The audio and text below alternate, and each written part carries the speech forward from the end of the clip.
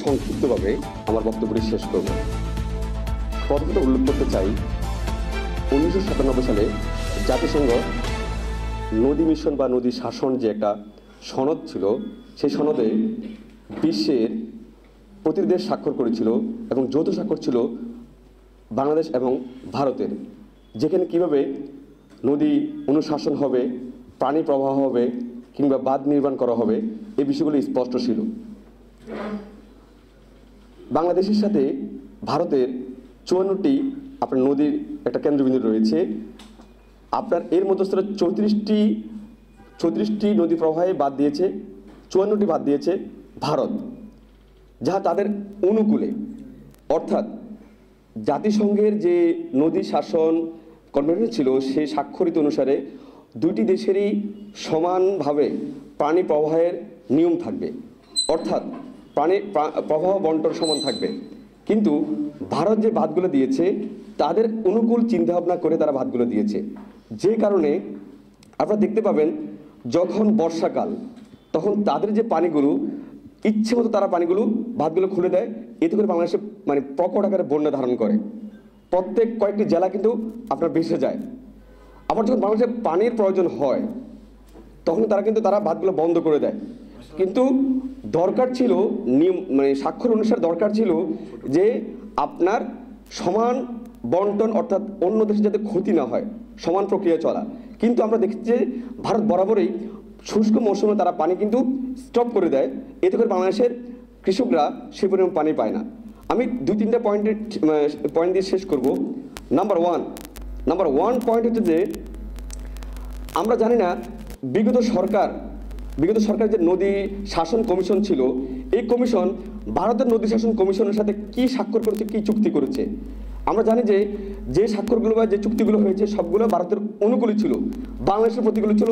তাই সবসময় বন্যার সময় বাংলাদেশ ভেসে যায় আর শুষ্ক মৌসুমে পানি আমরা পাই না। তাই আমরা চাই ওই কমিশনকে, নদী শাসন কমিশনকে দ্রুত বাতিল করতে হবে, যা আওয়ামী শাসিত মানে আপনার কমিশন ছিল।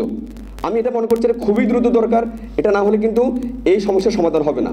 নাম্বার টু হচ্ছে যে আপনার আমরা মনে করছি যে আমাদের সাথে যে পানি প্রক্রিয়াটি, যে বিগত চুক্তিগুলো ছিল, এটা জাতিসংঘ থেকে হোক কিংবা দ্বিপক্ষীয় চুক্তি হোক, সকল চুক্তি বাতিল করে নতুন চুক্তি করতে হবে।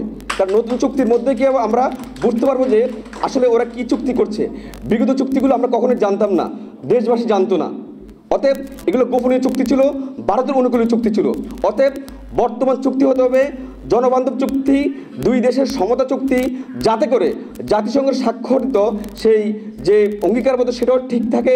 বাংলাদেশের জনগণ যাতে বুঝতে পারে এটা গোপনীয় চুক্তি নয়, সমানভাবে দুই দেশেরই সমতা আপনার অর্জন করতে পারে এবং দুই দেশের সমানভাবে পানি বন্টনে আপনার অঙ্গীকারবদ্ধ হয়।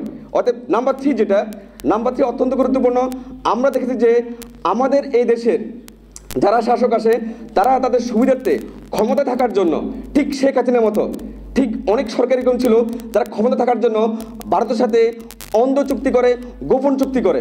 অতএব আমরা এই যে সরকার আসছে, এই সরকার হচ্ছে যে গণ অভ্যুত্থানের মাধ্যমে একটি মানে আপনার সরকার এবং বিপ্লবের মধ্যে দিয়ে একটি সরকার। অতএব আমরা বলতে চাই এই সরকার কোন প্রকার গোপন চুক্তি করলে আমরা সেটা প্রতিহত করব।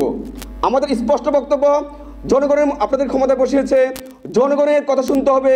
আপনারা কোনো প্রকার গোপন চুক্তি, রয়ের সাথে চুক্তি, ভারতের সাথে চুক্তি জনগণ জানবে না, এমন চুক্তি করলে আপনাদেরকে চেয়ার থেকে নামিয়ে দেওয়া হবে। স্পষ্ট বক্তব্য। অতএব এই দেশ এখন জনগণের, এই দেশ জনতার কথা শুনতে হবে। যত চুক্তি হয় সকল চুক্তি জনগণকে জানাতে হবে। পানির সমবন্টন হোক, এটাই আমরা চাই। বাংলাদেশের কৃষক বাঁচুক, বাংলাদেশের কৃষক বাঁচলে এই দেশ বাঁচবে। অতএব আমরা হুঁশিয়ার করে দিতে চাই, বাংলাদেশের কৃষকদের বিরুদ্ধে, জনগণের বিরুদ্ধে যারা চুক্তি করবে তাদেরকে উৎখাত করে দেওয়া হবে। ধন্যবাদ সবাইকে। আসসালামু আলাইকুম।